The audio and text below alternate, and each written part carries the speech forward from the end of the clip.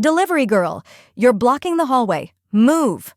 Fatimah Hassan froze in the middle of the executive corridor, the thermal bag from Pizzeria Napolitana weighing heavy on her shoulders. The woman in the sharp navy suit glared at her with undisguised irritation, gesturing impatiently toward the elevator. Your pizza was supposed to be here 20 minutes ago. Can't you people even follow GPS? Right. Fatimah felt heat crawl up her neck. At 27 years old, she had heard worse, much worse. But something about this moment felt different. The air on the 42nd floor of Sterling Global Consulting crackled with an energy she recognized from another life. Executives were practically running through the marble hallways. Phones buzzed and chirped like a digital symphony of panic. Someone was screaming somewhere behind closed doors. "I'm sorry. Ma'am, the service elevator was—" "I don't care." The woman cut her off with a dismissive wave. "Just leave it at reception and go." Fatimah, the young black Muslim woman in the red delivery uniform, took a slow breath. Her hijab, tucked carefully under her delivery cap, shifted slightly as she adjusted the thermal bag. The name badge on her chest read Fatimah, Pizzeria Napolitana, in cheerful letters that felt like a cruel joke. She started toward the reception desk, but the elevator malfunction had forced her past the glass-walled conference rooms. Through the transparent walls, what she saw made her stop breathing. A massive table surrounded by panicked executives in expensive suits. Papers scattered across the surface like casualties of war. A laptop screen showing a digital countdown timer. Call with Abu Dhabi, 11:42. And at the center of the chaos, a blonde woman, Catherine Sterling, CEO, her face was in Forbes last month, pacing like a caged animal, her phone pressed to her ear. "I don't care if Linda quit," Catherine's voice carried through the cracked door. "Find me someone, anyone, who speaks Arabic. We have 12 minutes before this entire deal collapses." Fatimah's heart stuttered. Arabic. A gray-haired man in an expensive suit, chief operating officer, his nameplate read Morrison, slammed his hand on the table. "This is a disaster. 9 months of work, $150 million, and that translator just abandons us?" "Does anyone here speak Arabic?" Catherine asked desperately, spinning to face her team. "Anyone? Even basic conversational?" Silence. And executives looked at each other with the hollow-eyed panic of people watching their careers evaporate. "Sheikh Abdullah only negotiates in Arabic," someone said, voice cracking. "You know this. We all know this. He's been clear from day one about—" The phone rang. The sound sliced through the room like a blade through silk. "It's him," a junior executive whispered, her face draining of color. "The call's coming through early, from Abu Dhabi." Catherine Sterling closed her eyes. When she opened them, Fatimah saw something she never expected to see on such a powerful woman's face: fear, raw, undiluted fear. The phone kept ringing. Fatimah looked at the elevator, broken, looked at the reception desk, 10 feet away, looked at the exit door, her escape route. She should leave. This wasn't her problem. She was just the pizza girl. Saw a black Muslim delivery worker in a hijab, earning $12 an hour plus tips to pay rent that was already 2 weeks overdue. Her mother needed medication. Her little sister needed school supplies. Her brother needed, but her feet wouldn't move. Because on the second laptop screen she could see him, Sheikh Abdullah Al Maktoum, sitting patiently in traditional white kandura and gutra, the bearing of someone accustomed to power tempered by principle. She recognized that posture, that particular way of holding one's head with dignity rather than arrogance. She'd grown up around men like him. The executive nearest the phone was frantically reading from a piece of paper, mouthing words. Fatimah could see the Arabic greeting written there in desperate English transliteration. Asa, la, mu, kum. He was pronouncing it completely wrong. Ya Allah, they were going to insult him in the first 3 seconds. Fatimah closed her eyes. Suddenly she wasn't in a Manhattan high-rise. She was in her father's study in their old apartment near Embassy Row in Washington, D.C. She was 10 years old, and Ambassador Khalid Hassan was teaching her to write Arabic calligraphy, his warm hand guiding hers across the page. Fatima, Hayati, the Arabic language is not just communication, it is respect made audible. When you speak it properly, you honor not just the words but the person receiving them. She could smell the cardamom tea her mother would bring them, could hear her father's patient corrections when she mispronounced the emphatic consonants, could feel his pride when she finally mastered the complex verb conjugations at age 12. You have a gift, my daughter. Language is a bridge between worlds. Never waste that bridge. Never leave it unbuilt when people need to cross. Fatima opened her eyes. The phone was still ringing. 4th ring now. In Gulf business culture, letting it ring beyond 5 times was an insult in itself. It suggested the caller wasn't important enough to answer promptly. Catherine Sterling stared at the phone like it was a grenade with the pin pulled. Morrison grabbed for it. "I'll just tell him we need to reschedule." And then, without thinking, without weighing consequences, without calculating risk, Fatima stepped forward. "Excuse me," she said quietly. "I speak Arabic." Every head turned. The silence that crashed down was the heaviest thing Fatima had ever felt. It had weight, the weight of disbelief, of shock, of a dozen prejudices colliding with desperate necessity. Catherine Sterling's eyes locked onto her, swept from the hijab partially visible under the delivery cap, to the red Pizzeria Napolitana polo shirt, to the thermal bag still strapped to her back, to the worn sneakers on her feet, to her dark skin. "You?" The word dripped with pure disbelief. The pizza delivery girl? Fatima felt each syllable like a slap across her face, but she didn't back down. Couldn't back down. Not with her father's voice still echoing in her head. "Standing silent when you can help is moral cowardice, Fatima. If you have knowledge others need, in silence is betrayal." "My father was Ambassador Khalid Hassan," she said, voice steady despite her racing heart.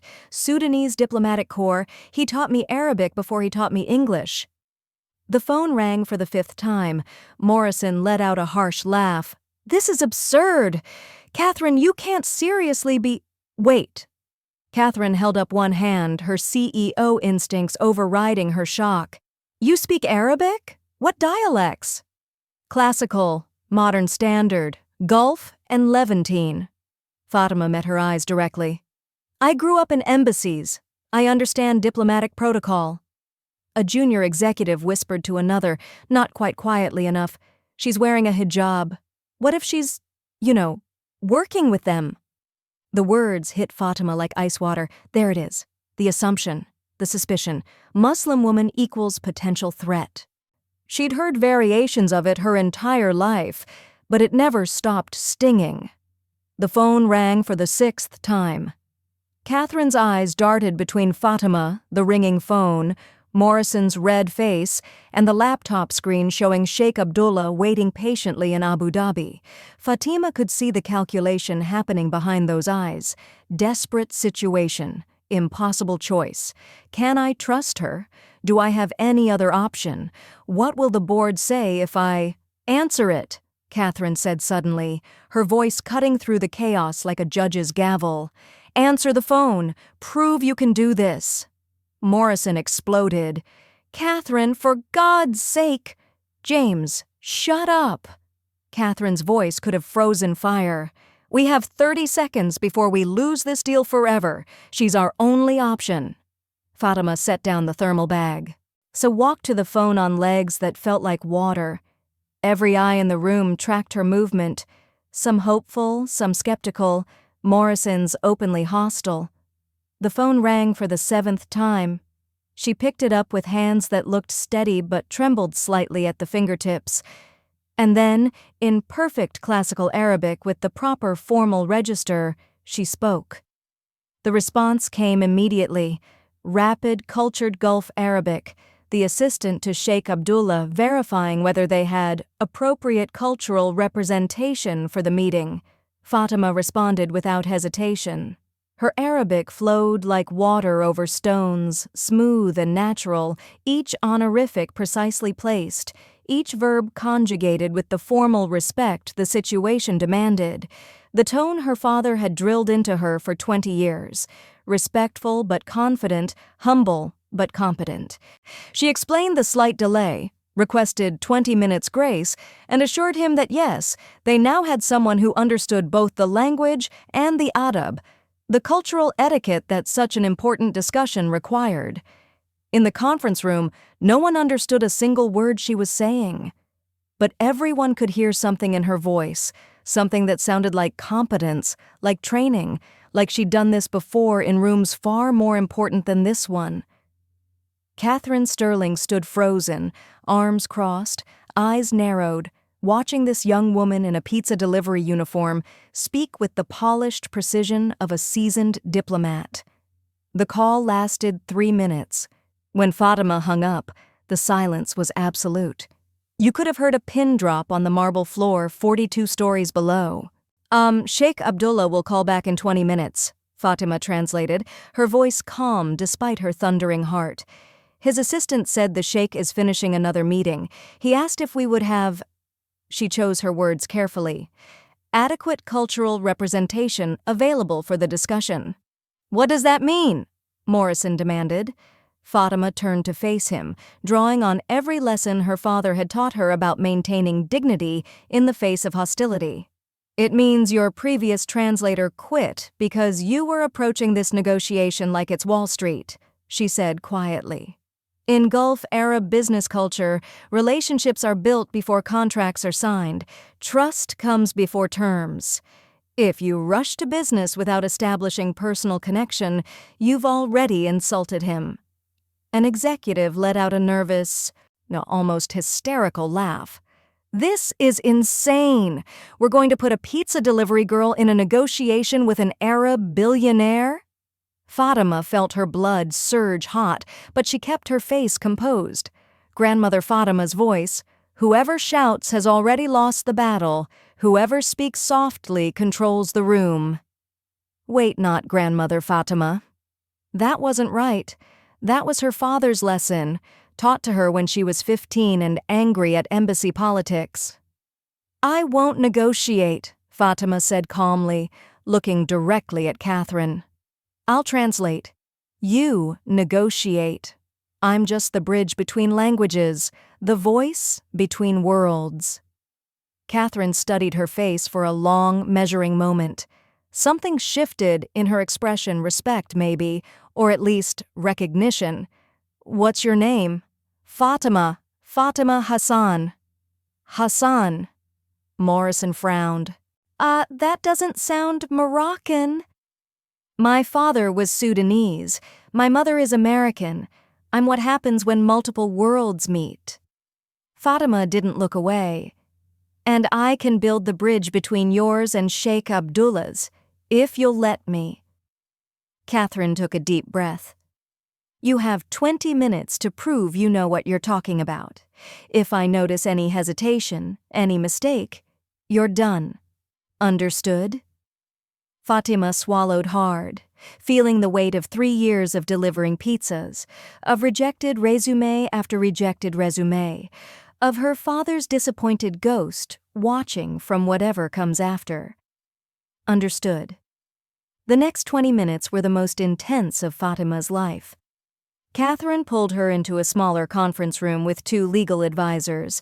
They threw documents at her dense contract clauses, technical terms, profit margin calculations, delivery timelines, penalty structures.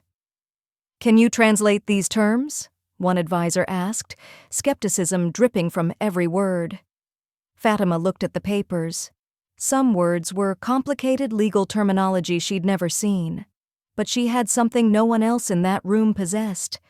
20 years of sitting at her father's side while he negotiated treaties, summers spent in his embassy office translating correspondence, late nights helping him prep for meetings with Gulf state officials. Ambassador Khalid Hassan hadn't just taught her Arabic, he'd taught her the art of Arab diplomacy. Sheikh Abdullah will start with personal conversation, Fatima said, scanning the contract. He'll ask about Ms. Sterling's family, her health, her vision beyond profit. This isn't small talk. This is trust building. In his culture, you don't do business with strangers, you do business with people you respect. The legal advisor raised his eyebrows. And you know this how? Because I watched my father negotiate with men like him my entire childhood. Fatima pointed to a clause in the contract. And this section here is going to be a problem. You're asking for 60-day payment terms. In Gulf business culture, standard is 90 days. Suggesting anything shorter implies you don't trust him to honor his word. That's deeply offensive. Catherine, who had been standing silently in the doorway, stepped forward. How does a pizza delivery girl know payment term customs in Gulf Arab business culture? The question hung in the air, not hostile, but genuinely confused. Fatima's voice came out quieter than she intended. My father died 3 years ago, suddenly. A heart attack. She looked down at the contract, unable to meet their eyes. He left medical debt. My mother got sick. My brother and sister, they're still in school. I was at Georgetown studying international relations. I had to leave. The silence that followed was different from before. It carried weight, but not judgment. Understanding, maybe, or pity. Fatima wasn't sure which was worse. I sent 90 applications to translation firms, she continued. Corporate liaison positions, diplomatic consultancies. No one would hire me because I don't have the degree. Doesn't matter that I speak 5 languages fluently. Doesn't matter that I grew up in embassy circles. Without that piece of paper, I'm invisible, Catherine finished softly. Fatima looked up, met her eyes. Yes, invisible. The phone on the conference table rang. It was time. 6 hours earlier, Fatimah Hassan had been someone else entirely. Or rather, she'd been pretending to be someone else, just another invisible service worker navigating the arteries of Manhattan on a battered delivery scooter. The morning had started the way every morning started for the past 3 years. Alarm at 5:30 a.m., prayers in the dark while her mother and siblings slept, then the careful ritual of transformation. She'd pull on the red Pizzeria Napolitana polo shirt, fabric worn thin at the elbows, the logo faded from too many washes, lace-up sneakers that desperately needed replacing, the sole of the left one starting to separate from the canvas.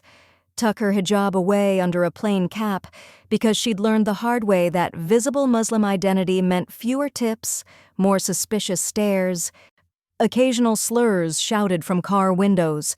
The thermal bag went on last, straps digging into her shoulders like a daily penance. But sometimes, in the moment before she left their cramped 3-bedroom apartment with its peeling paint and unreliable heating, Fatima would catch her reflection in the hallway mirror and see someone else, a ghost of who she used to be. She'd been 10 years old the first time she wore an embassy gown, emerald silk that her mother had saved for months to afford. The Sudanese embassy reception in Washington, glittering with diplomats and their families. Her father, Ambassador Khalid Hassan, resplendent in formal attire, had introduced her to a minister from Egypt. "My daughter speaks better Arabic than I do," he'd said with pride that made her stand taller. "Tell the minister about the poem you memorized, Hayati." She'd recited Al-Mutanabi from memory, and the minister had actually applauded. At 16, she was translating for visiting dignitaries while her friends were worried about prom dates. Her father would prep her the night before, drilling her on proper honorifics, on the subtle differences between Gulf and Levantine dialects, on the unspoken rules of diplomatic conversation. "Language is a bridge, Fatima," he'd told her, his hand steady as he guided her pen through Arabic calligraphy practice. "But diplomacy is the art of knowing which bridge to build, and when, and for whom." At 22, the Georgetown University acceptance letter had felt like destiny fulfilled. International relations, full scholarship, her father's dream for her made real. She'd cried when he'd hugged her, his beard scratching her forehead, and his voice thick with emotion. "Education is the inheritance I leave you, my daughter. Not money, knowledge. No one can take that from you." 3 months later, he was dead. Massive heart attack at his desk, collapsed over a treaty revision he'd been drafting. Gone before the ambulance arrived. The medical bills came first, $37,000 that insurance wouldn't cover. Then her mother's breakdown, the depression that required medication at $450 monthly. Then the reality that her 15-year-old brother and 12-year-old sister still needed to eat, needed school supplies, needed someone to hold things together. Fatimah had withdrawn from Georgetown in her first semester, took the first job she could find, waitressing, then retail, and then pizza delivery because the hours were flexible and the tips were cash she could bring home same day. Now the apartment cost $2,800 monthly, and this week's tips totaled $147 in crumpled bills in an envelope under her mattress. Her brother needed new shoes. Her sister's class was taking a field trip she couldn't afford. At 2 a.m. most nights when everyone else slept, Fatimah sat in the bathroom with her phone, the only private space in the apartment, and read diplomatic cables, international news, analyses of Middle Eastern policy. Kept her languages sharp by translating articles. Maintained the bridge her father built, even though she had nowhere to use it. Education is the inheritance I leave you. But inheritance didn't pay rent. The sterling global delivery had seemed routine. 12 large pizzas to the 42nd floor, office party probably, until the service elevator displayed its apologetic, out-of-order sign, and she'd been redirected through the executive levels. Until she'd heard them screaming about Arabic and Dubai and a contract worth $150 million collapsing. Until destiny had knocked, and she'd answered. The executive floor was a different planet. Fatimah's scuffed sneakers, the left sole still flapping slightly with each step, made no sound on the white marble that probably cost more per square foot than her monthly rent. The thermal bag with its cheerful Pizzeria Napolitana logo felt garish against the muted sophistication of original abstract art and floor-to-ceiling windows overlooking Manhattan. Excuse me." A sharp voice cut through her observation. A young man in an expensive suit, name badge reading Michael Chen, Executive Assistant, approached with the expression of someone who'd found a strayed dog in a museum. "Service entrance is downstairs. How did you get up here?" "The service elevator is broken," Fatimah explained, gesturing back toward the hallway. "Security redirected me through, well, you can't just wander around executive." He stopped mid-sentence as shouting erupted from behind the glass walls of the main conference room. Fatimah's attention snapped to the scene unfolding 15 feet away. Through the transparent walls, she could see everything. A blonde woman in her mid-50s, navy suit that screamed power, pearls that whispered old money, paced like a caged predator. Catherine Sterling. Fatimah recognized her from the Forbes profile she'd read on her phone during a lunch break 2 months ago. One of the few women leading major consulting firms. Next to her, a man in his early 60s with a gray suit and a face the color of a heart attack victim was shouting into his phone. "I don't care if you have to drag someone out of the UN. We need an Arabic translator in—" He checked his watch. 11 minutes. 6 other executives ringed the conference table, all wearing expressions of people watching their careers circle the drain. On one laptop screen, a countdown timer glared in red. "Call with Abu Dhabi, 11:42. On another screen, a man sat waiting with the patience of someone accustomed to being kept waiting. Traditional white kandura and gutra, hands folded, expression serene. Sheikh Abdullah Al Maktoum. And Fatimah recognized the bearing immediately, the particular way diplomats and old-money businessmen held themselves, power-worn like a comfortable jacket rather than armor. She'd grown up around men who sat exactly like that. The conference room door was cracked open. Someone had rushed out and forgotten to close it properly. Voices carried into the hallway. "Linda quit!" Catherine's voice was ragged. She said, and I quote, Our contract terms were insulting to Islamic business principles, and she refused to be part of cultural imperialism masquerading as partnership. We spent 9 months on this. An executive slammed papers on the table. 9 months! The contract is worth $150 million. Does anyone here speak Arabic? Catherine spun to face her team. Anyone? Even basic conversational? Our tourist phrases? Silence. Heads shook. Someone muttered something about Duolingo. The gray-suited man, Morrison, based on the nameplate visible through the glass, barked into his phone. I don't care what it costs. Charter a plane. Get someone from the UN, from Georgetown, from... James, there's no time. Catherine cut him off. He's calling in 11 minutes. Even if we found someone right now, they couldn't... This company is dying, Catherine. Morrison's face had gone from red to purple. This contract represents 40% of our annual revenue. It saves 400 jobs. If we lose this, I know what we lose. Through the window, Sheikh Abdullah remained motionless, dignified, waiting. Morrison threw his phone on the table. These Arabs and their demands, who do they think they are? We bent over backward trying to accommodate their... Fatimah's hands tightened on the thermal bag straps. Michael touched her elbow. Miss, you really need to... But she wasn't listening. She was watching Catherine Sterling close her eyes, press her fingers to her temples, looking more defeated than any CEO should ever look.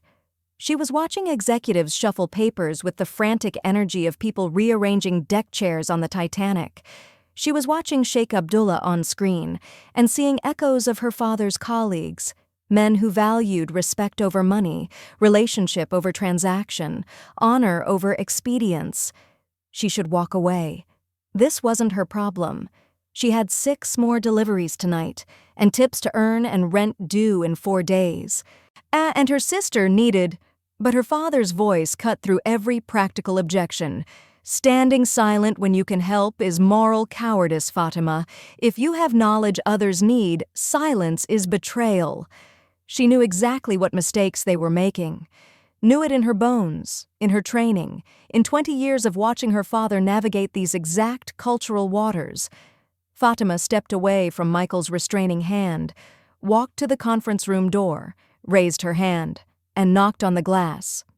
Every head in the conference room turned toward the sound of knocking. Through the glass they saw her, a young black Muslim woman in a red pizza delivery uniform, thermal bag still strapped to her back, worn sneakers, delivery cap slightly askew. Michael grabbed her arm. Miss, you need to leave right now. Or I'm calling... I couldn't help overhearing, Fatimah said, her voice carrying clearer and steadier than she felt inside. I speak Arabic. The silence that followed had texture, thick, disbelieving, fragile. Then Morrison exploded into harsh laughter. Oh, this is perfect, just perfect. He reached for the phone on the table. Security, we need someone removed from the executive floor immediately. Wait. Catherine's hand shot up, cutting him off mid-dial.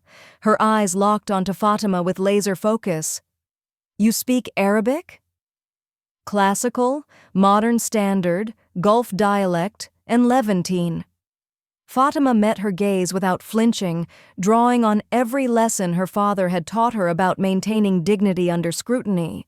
Morrison's face went from purple to nearly crimson. Catherine, this is absurd. She's probably just trying to... We have 10 minutes and 0 options, James. Catherine's voice could have cut diamonds. She turned back to Fatimah. What's your name? Fatimah Hassan. Catherine's eyes swept over her, the hijab tucked under the delivery cap, the faded uniform, the pizza company logo, the nervous hands gripping the thermal bag straps. Fatimah could see the calculation happening behind those sharp executive eyes, the desperate mathematics of impossible choices. Catherine, you cannot seriously be considering she delivers pizza. Morrison gestured at Fatimah like she was evidence in a trial. We're about to negotiate with one of the wealthiest men in the Middle East, and you want to put... a junior executive leaned toward her colleague, whispering just loud enough for Fatima to hear, "She's wearing a hijab. What if she's, working with them? Or worse?" The words landed like a slap. Fatima had heard variations of this suspicion her entire life. Muslim woman equals potential terrorist, potential spy, potential other, but it never stopped feeling like a knife between the ribs. Catherine's eyes narrowed. "Sarah, if you finish that sentence, you're fired." Then, to Fatima, "Why does a pizza delivery girl speak 4 types of Arabic?" This was it. The moment where she could lie, could deflect, could protect what little remained of her pride, or she could tell the truth and expose every raw wound of the past 3 years. "My father was Ambassador Khalid Hassan," Fatima said quietly. "Sudanese diplomatic corps, served in Washington. He taught me Arabic before he taught me English." An executive in the back pulled out his phone, and fingers flying across the screen. "Khalid Hassan, wait, there was a Sudanese ambassador." His eyes widened. "Died in 2020, heart attack at his desk. There's an obituary in the Washington Post. Respected diplomat known for bridging cultural divides." Catherine's expression shifted through several emotions in rapid succession. Recognition, then sympathy, then something harder, calculation tinged with shame. "You're his daughter." "Yes." Morrison wouldn't relent. "Even if that's true, even if she speaks Arabic, she has 0 business training. She's not equipped to—" "With respect, sir," Fatima interrupted, channeling every diplomatic lesson her father had drilled into her about interrupting powerful men without insulting them. "I grew up in embassies. I spent my childhood watching negotiations between heads of state. And I understand protocol, cultural nuance, and the art of diplomatic translation. My father made sure of it." The phone on the conference table rang. Everyone froze. "That's not the main line," an executive whispered. That's the direct number we gave to Sheikh Abdullah's assistant." The countdown timer on the laptop still read 9 minutes. He was calling early. Catherine's jaw clenched. She looked at Morrison, at the panicked executives, at the ringing phone, at Fatima standing in the doorway wearing a pizza uniform and carrying her father's legacy in her bones. "Answer it," Catherine said, the words coming out like a gambler pushing all their chips to the center of the table. "Prove you can do this," Morrison started to protest. "Catherine, this is insane."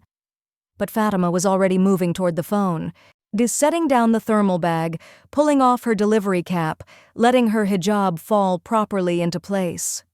Her hands trembled as she reached for the receiver, but her voice when she spoke was her father's daughter. Steady, trained, ready. Fatima picked up the phone with hands that looked steady, but felt like they were holding lightning. Every eye in the room burned into her back.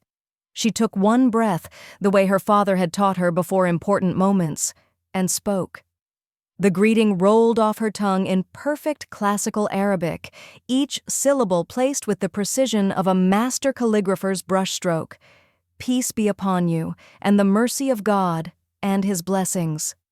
The full formal greeting, not the abbreviated version tourists learned. The response came immediately, rapid Gulf Arabic with the distinctive accent of the Emirates. "And upon you be peace and God's mercy. I speak on behalf of Sheikh Abdullah." The conversation flowed like water finding its course. The assistant was verifying whether Sterling Global had appropriate cultural representation for discussions of this magnitude. Fatima responded with the proper honorifics. Ya Sayyidi, the respectful conjugations that marked her as someone trained in diplomatic Arabic, not just conversational. She explained the delay with appropriate humility, requested 20 minutes grace, with the right balance of apology and confidence. The assistant's tone shifted, surprise, then something like approval. He agreed to the delay, but added a warning. Sheikh Abdullah had received 3 other proposals from American firms, all eager for his business. The call lasted 3 minutes. When Fatimah hung up, the silence in the conference room was so complete she could hear the ventilation system humming overhead. "Sheikh Abdullah will call back in 20 minutes, she translated, turning to face the executives. His assistant said the sheikh is concerned about cultural alignment in the partnership. An executive with expensive glasses and visible anxiety frowned. "What does that mean? Cultural alignment?" "It means your translator quit because you're approaching this negotiation like it's Wall Street," Fatimah said carefully. "In Gulf Arab business culture, relationships are built before contracts are signed. Trust comes before terms. You negotiate with people you respect, not just people with money." Morrison's face contorted. "We don't have time for tea and small talk. This is a $150 million infrastructure deal, not a— Then you don't have time for a deal at all."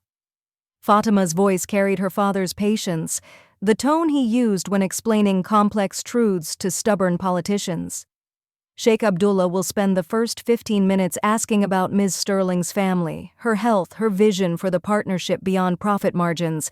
That's not wasting time. That's how business is done.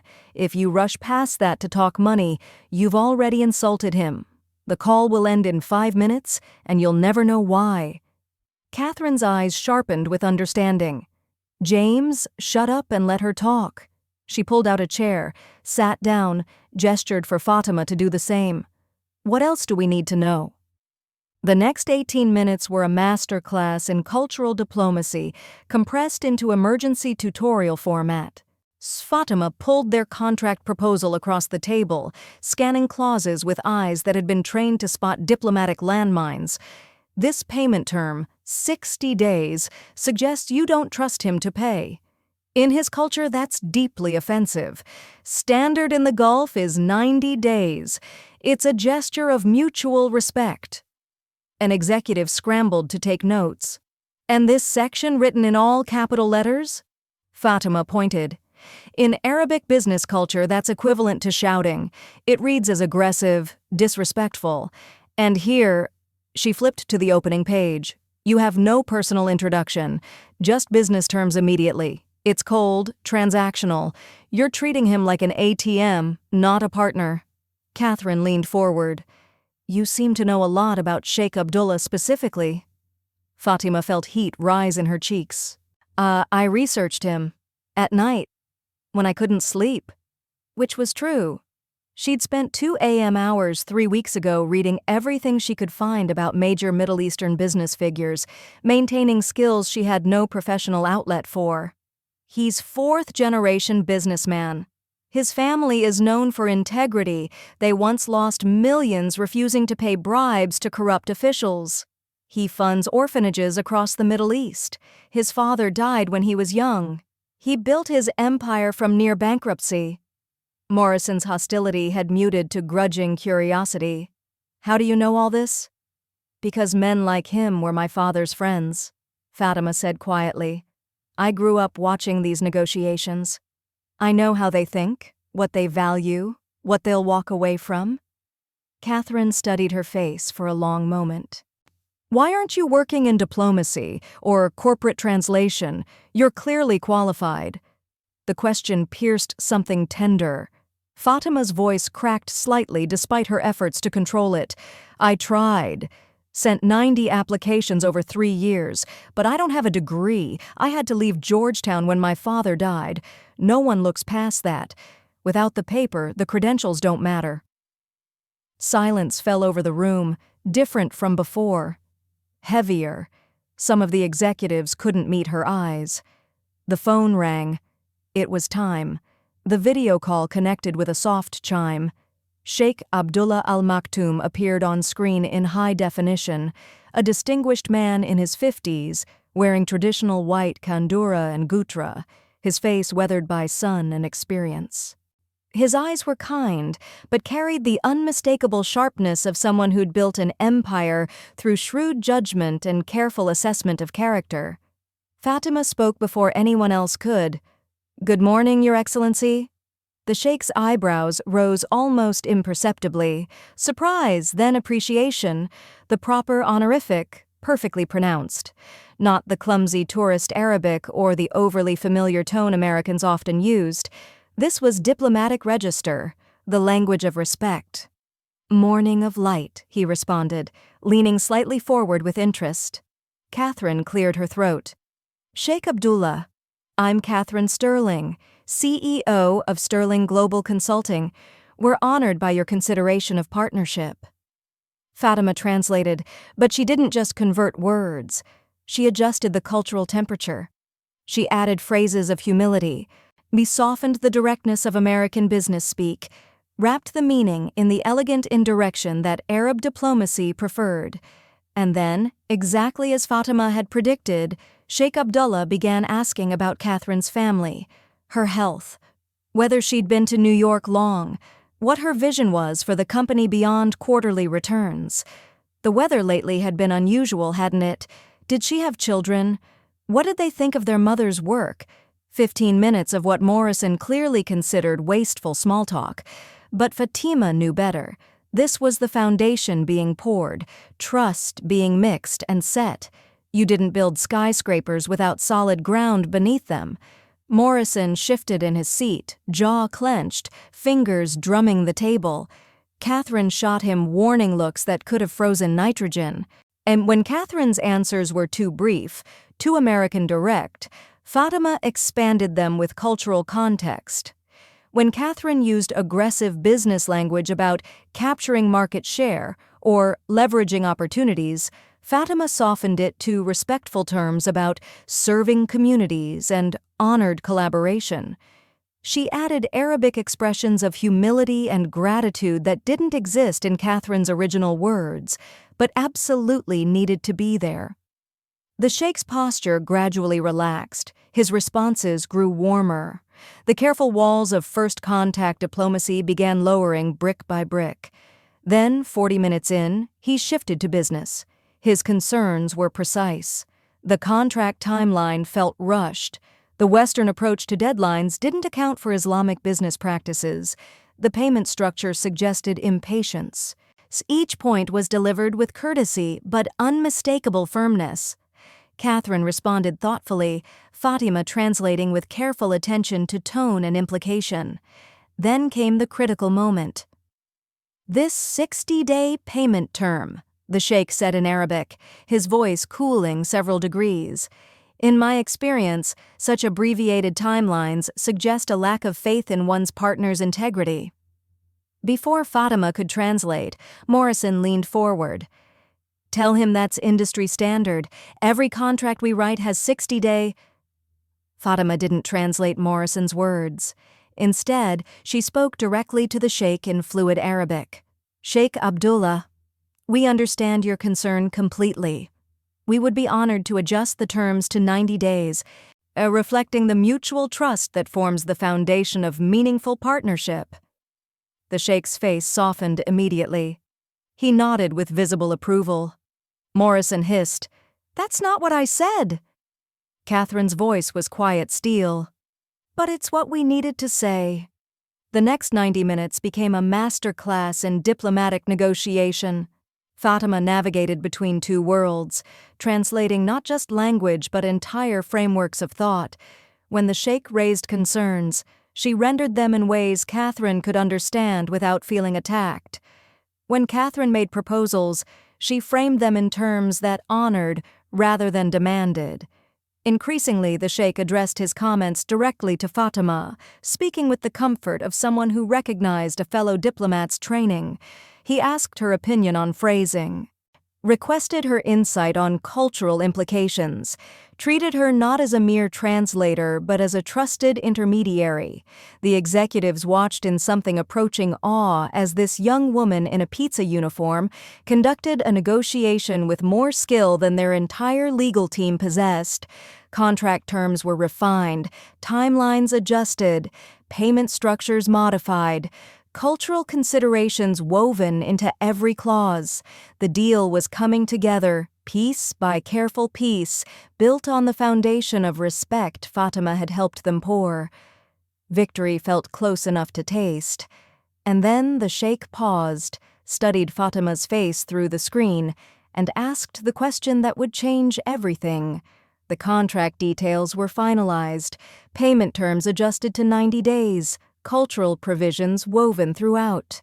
Timeline respectful of both Islamic business practices and practical deadlines. The handshake moment was approaching, that point where verbal agreement became moral contract, where the deal transformed from possibility to commitment. Then Sheikh Abdullah paused, his eyes fixed on Fatimah with sudden intensity.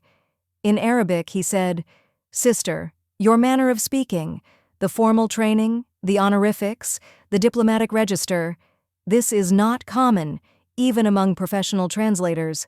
Where did you learn?" Fatimah felt her heart stumble. "From my father, Your Excellency."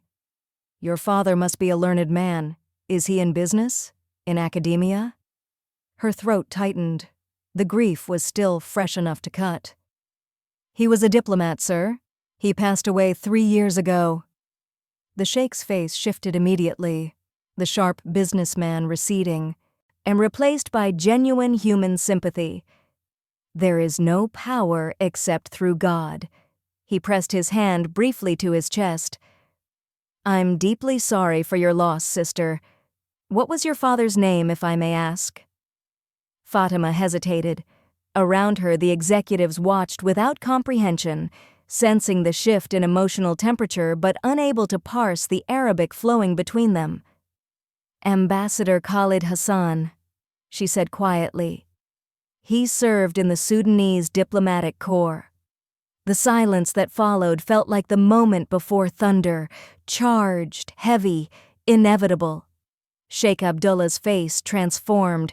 Shock rippled across his features, then recognition, then an emotion so raw it made Fatimah's breath catch. He leaned toward the camera as if he could reach through the screen. "Khalid Hassan? From Khartoum? Who served in Washington in the 1990s? Fatimah's eyes filled with tears she couldn't control. "Yes, sir. That was my father." The sheikh removed his gutra, a gesture of profound respect, the equivalent of a Western man removing his hat at a funeral.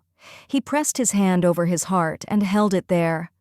"Your father saved my family," he said, his voice breaking around the edges. And then the story came, pouring out in Arabic thick with emotion. 1997. Sheikh Abdullah was 24 years old, his father newly dead from a heart attack. A rival family had accused his father of corruption, bribes, dishonest dealings. The accusations were lies, but in Dubai's business world, reputation was currency. His father had died before clearing the family name. Young Abdullah inherited not an empire, but ruins, debts, a dying business, a name tarnished by false accusations. Every bank refused him credit. Every business partner abandoned him. He stood alone against forces that wanted to destroy what his father built. Except for one man. Khalid Hassan, Sudanese ambassador, whom Abdullah had met exactly once at a diplomatic conference, a man who barely knew him, who had no obligation, no reason to risk his own reputation.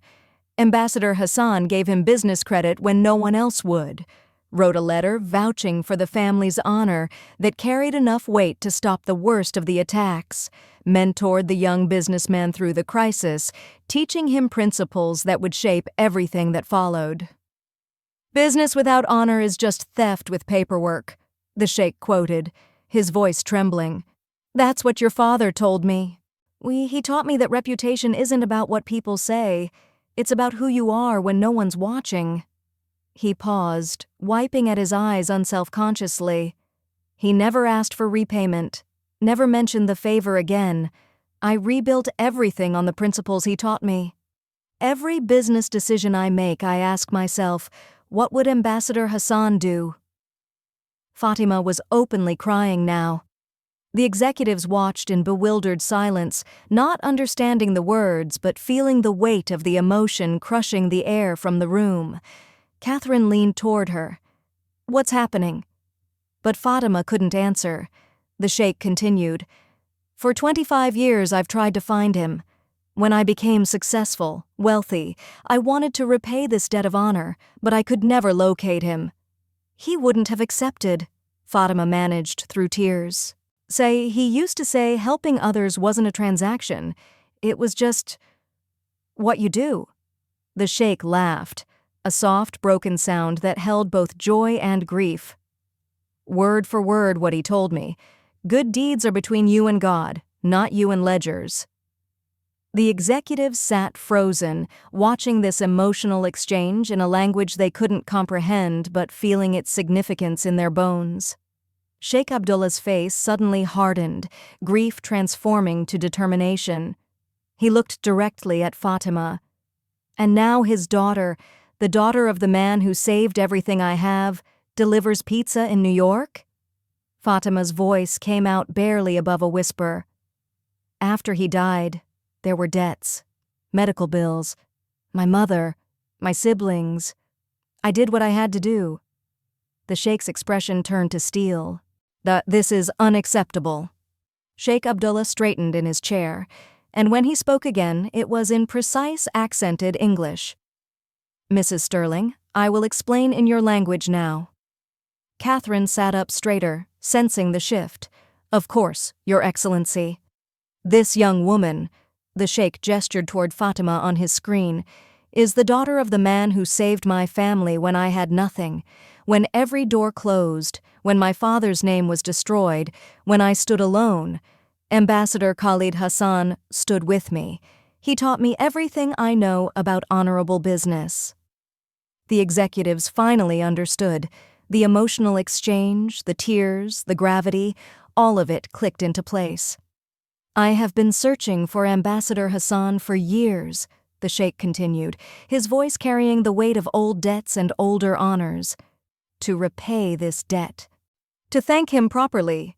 Today I learned he died. I cannot repay him. He paused, and the silence stretched taut as wire. But I can honor his memory through his daughter. Catherine leaned forward. Your Excellency, I'm not sure I understand. I will sign this $150 million contract, Sheikh Abdullah said, his tone shifting to absolute firmness. But I have one non-negotiable condition. Morrison tensed visibly. What condition? Fatimah Hassan will be my personal liaison. All communications between our companies will go through her. She will be your director of Middle Eastern relations. The Sheikh's gaze was unwavering. This is not a request. This is the condition of partnership. Stunned silence crashed through the conference room. Then Morrison erupted. That's absurd. She's not even an employee. She has no degree, no credentials, no. Then find another partner for your Abu Dhabi project. The Sheikh's voice could have cut glass. The deal is with her or there is no deal. Morrison spun toward Catherine. You can't be serious. We can't let some pizza delivery girl. James. Catherine's voice carried steel that could bend iron. Be very careful what you say next. The Sheikh added, almost casually. I have 3 other American firms who have expressed interest in this contract, all qualified, all eager. He pointed directly at the screen, at Fatimah. But I chose Sterling Global, because of her. The daughter of Khalid Hassan is worth more than your entire executive team combined.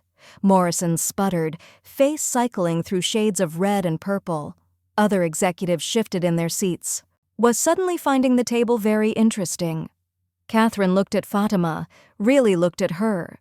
The young black Muslim woman still wearing a pizza delivery uniform, tears streaming down her face, hijab slightly askew from the emotional storm, carrying her father's legacy in her bones and his training in her voice.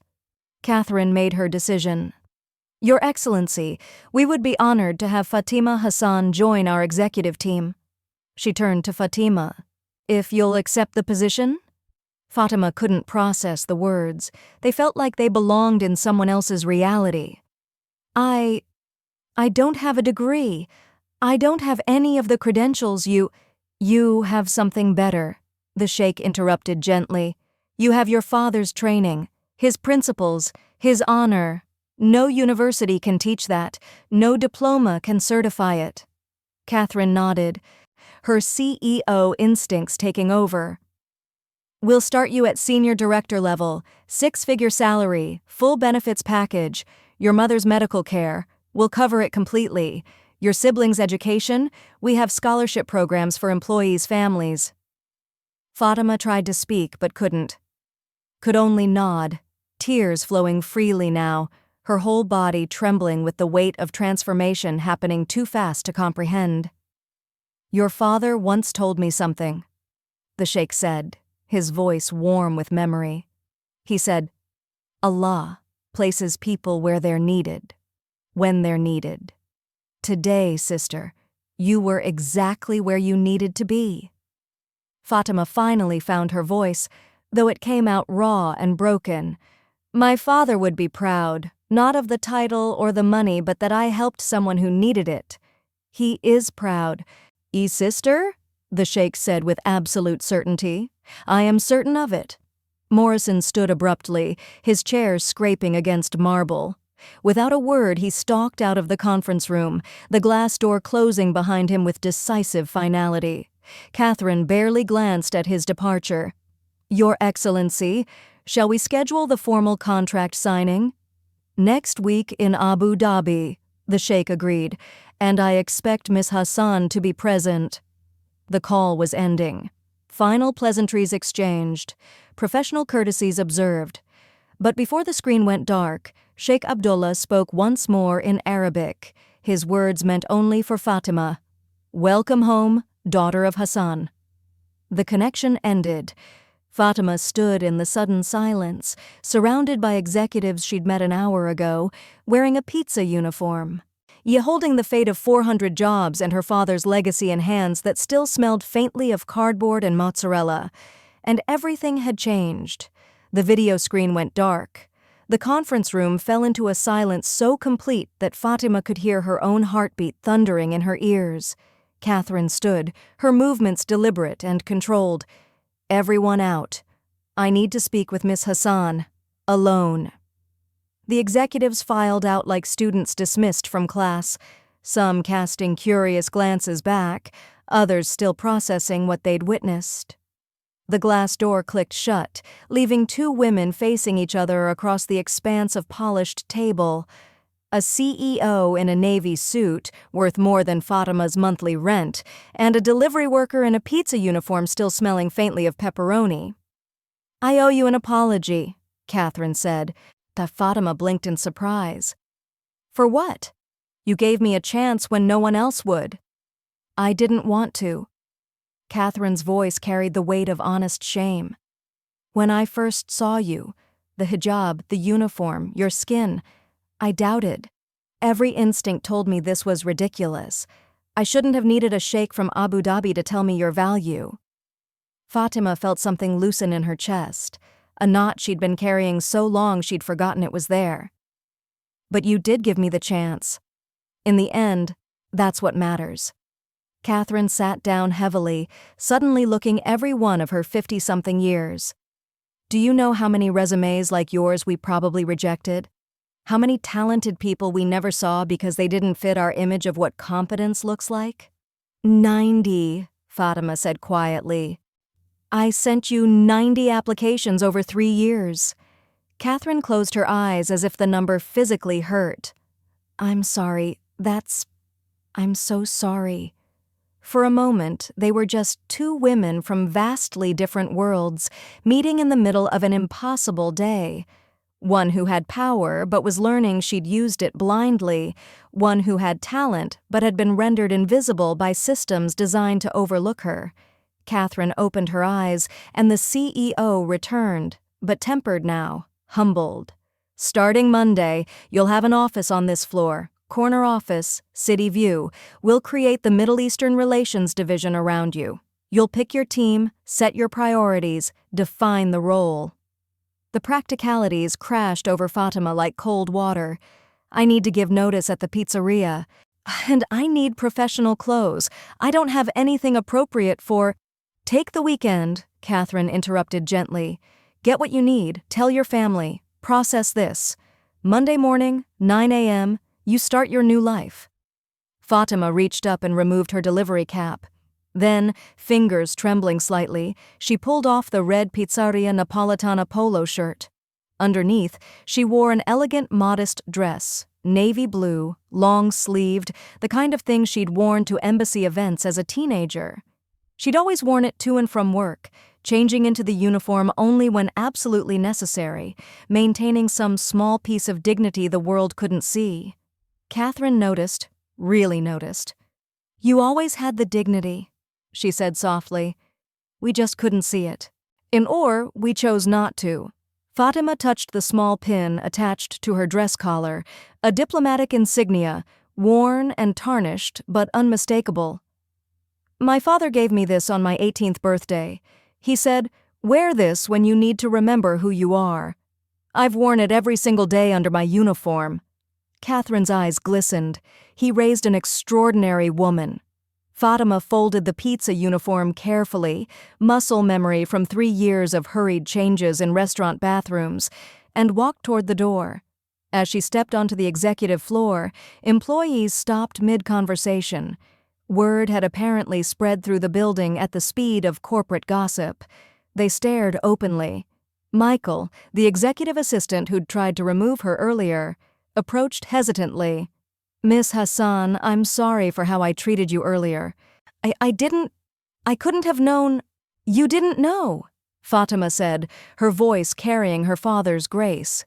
"None of you did. That's exactly the point." She walked to the elevator, the main one this time, not the service entrance, and descended 42 floors. Outside, the New York evening had settled into that golden hour where the city transforms from harsh to beautiful. Fatima stood on the sidewalk, still holding her folded pizza uniform, her father's pin catching the last rays of sunlight. She pulled out her phone with shaking hands, dialed her mother's number. When the familiar voice answered, tired, worried, always worried, Fatima felt tears she'd been holding back finally break free. "Mama?" Her voice cracked.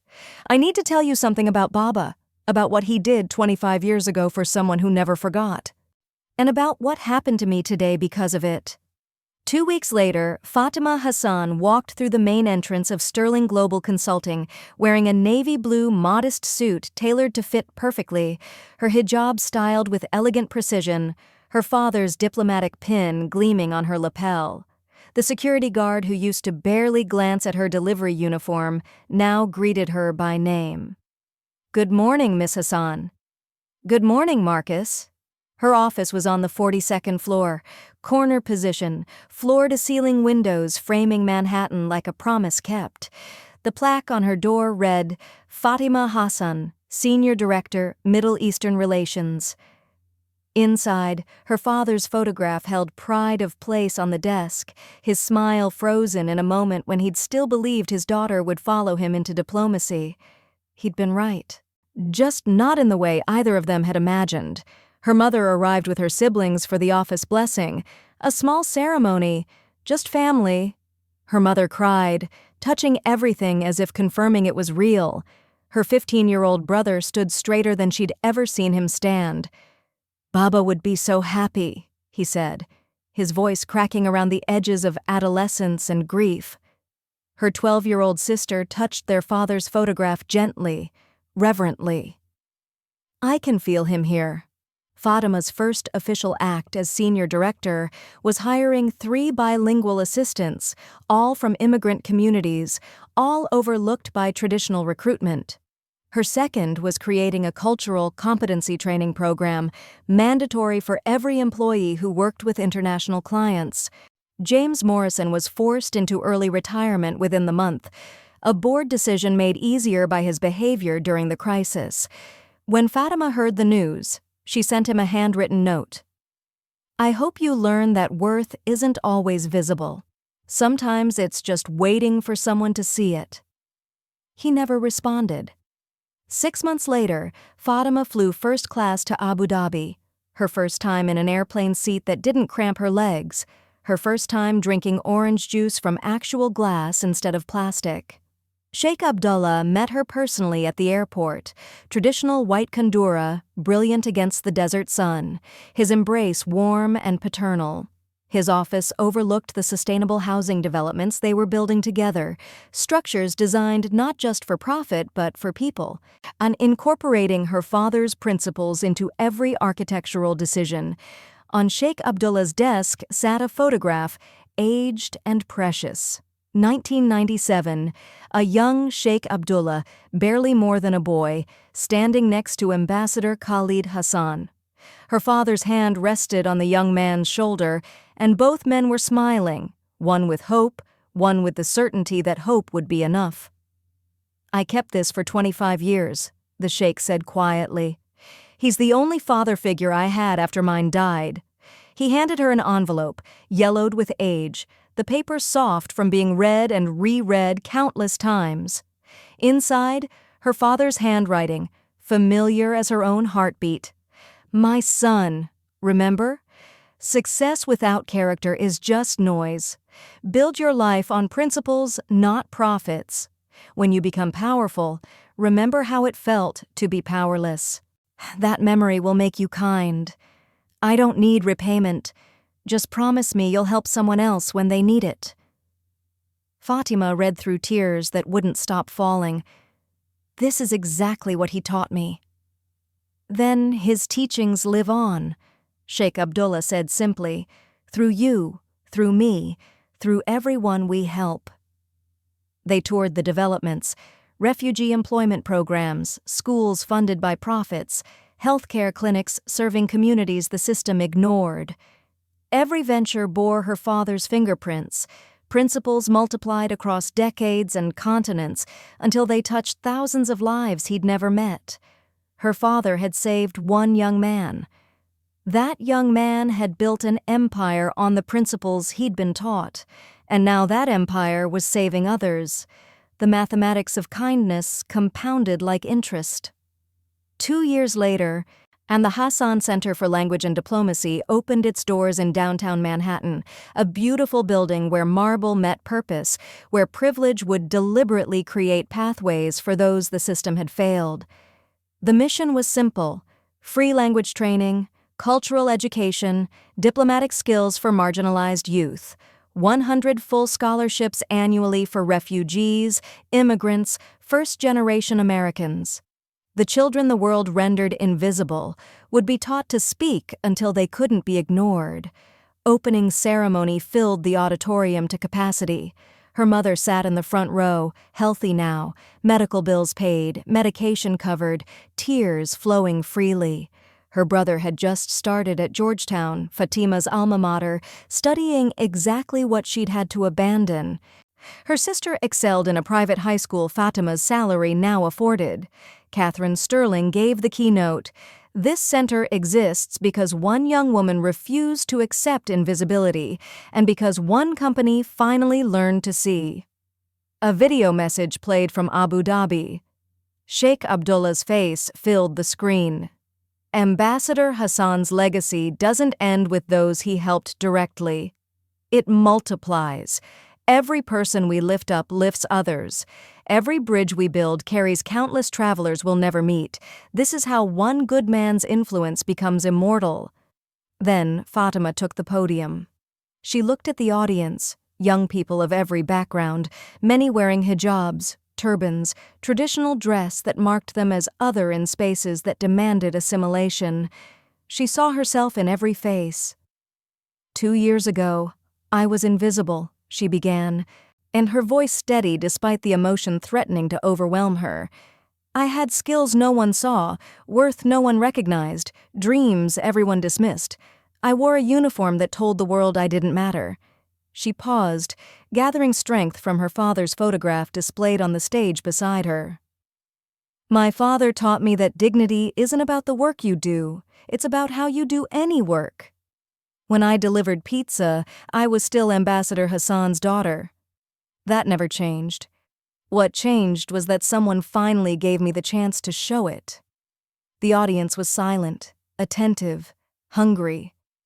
Baba, you always said, we don't help people to be thanked. We help them because that's who we are. Her voice cracked but held. Today, I'm passing on what you gave me. Not just language skills, but the belief that every person has worth, irregardless of how the world sees them. She took a breath, felt the weight of what came next. I'm announcing a new program, the Khalid Hassan Fellowship, full-ride scholarships for children who've lost parents, mentorship from diplomatic and business leaders, internships at Sterling Global and Sheikh Abdullah's companies, because grief shouldn't steal your future the way it almost stole mine. The applause was thunderous.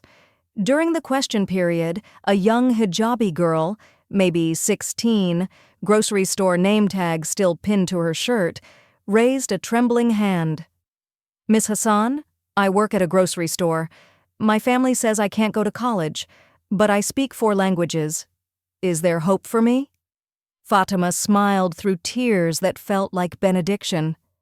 Come see me after this. We need to talk about your future. The girl's face transformed, hope dawning like sunrise. Late that evening, after everyone had left, Fatimah stood alone in the library dedicated to her father's memory. She pulled out an old photograph from her bag, herself at age 10, her father teaching her Arabic calligraphy, both of them bent over the page in concentration. She whispered in Arabic, "Shukran ya abi." Thank you, Father. She placed the photo on the memorial shelf, next to others who'd built bridges before her. Turning to leave, she saw the grocery store girl waiting outside, nervous and hopeful.